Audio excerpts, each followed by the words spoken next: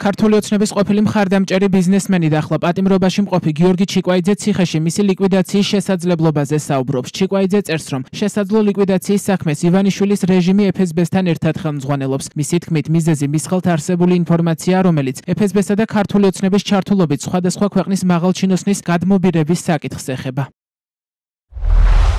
დაგეგმილია ჩემი ლიკვიდაცია, რასაც რუსული რეჟიმი FSB-სთან ერთად ხელმძღვანელობს. ამისათვის გამოიყენებენ მიზეზს ჩემს თანდაყოლილ თირკმლის პათოლოგიას და სისხლში თრომბოციტების მაჩვენებელს. ჩემს ხელთ არის მასალა, თუ როგორ ხდებოდა ევროპელი და ამერიკელი მაღალჩინოსნების გადმობირება, ასევე რა გზას მიმართავდა რუსეთი ოცნების ყოფილი და მოქმედი მაღალჩინოსნების მეშვეობით მათი იძულებით გადმობირებისათვის. ისინი იყენებდნენ ეგრეთ წოდებულ თაღლითურ კოლცენტრებს და ფინანსურ რესურსებს. ეს პიროვნებები გახლავთ სხვადასხვა სტრუქტურის მაღალჩინოსნები. ახლოვე მსურს განვაცხადა, რომ არ ვითანამშრომლებ არც ერთ ქართულ საგამოძიებო უწყებასთან, მაგრამ მზადვარ ამერიკული ან სხვა საერთაშორისო გამოძიების ფარგლებში დეტალური ინფორმაცია მივაწოდო მათ. ღრმად მჯერა უახლოეს პერიოდში ქართული ოცნების მინიმუმ 6 მაღალჩინოსანი მიეცემა სისხლის სამართლებრივ დევნაში. მივმართავ სახალხო დამცველს და აწესოს 24 საათიანი მონიტორინგი ჩემს საკანზე. ობიექტურობისათვის მინდა აღვნიშნო, ნურავინ მიიტანს ეჭვს ნამდვილად უდანაშაულო და კეთილსინდისიერ ციხის საავადმყოფოს ექიმებზე. ამას ისე გააკეთებენ, რომ ციხის ადმინისტრაციას არავინ შეეკითხება. ეს არ გახლავთ ჩემს ხელთ არსებული ბოლო ინფორმაცია, როგორც ბოლო გადაცემაში FSB-ს აგენტ ბორია ივანიშვილს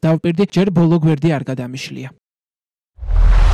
გავრცელებულ წერილში გიორგი ჩიკვაიძე ამბობს, რომ 13 მარტს მოწამლეს, რის შემდეგაც მისი ჯანმრთელობის მდგომარეობა საგრძნობლად დამძიმდა. მე უკვე დარწმუნებული ვარ, რომ 13 მარტს მომწამლეს, გარდა იმისა, რომ ეტილს ვარ მიჯაჭვული, არ მაქვს მხედველობა ერთ თვალში. ამას ემატება თეთრი ლაქები ფეხებზე და ჩემთვის უჩვეულო კანის მტვრევა. ამ განცხადების გამოქვეყნებიდან უარს ვაცხადებ ამ დაწესებულების საკვებზე და სასმელზე. მხოლოდ მივიღებ ჩემი ოჯახის შემოგზავნილ წყალსა და საკვებს. თუ ეს შეუძლებელი იქნება, ვიქნები სრულ შიმშილობაზე. მეგობრებო, ეს ბრძოლა უნდა მოვიგოთ და საქმე მივიყვანოთ ბოლომდე. სხვა დროს ასეთი შანსი შეიძლება აღარ იყოს.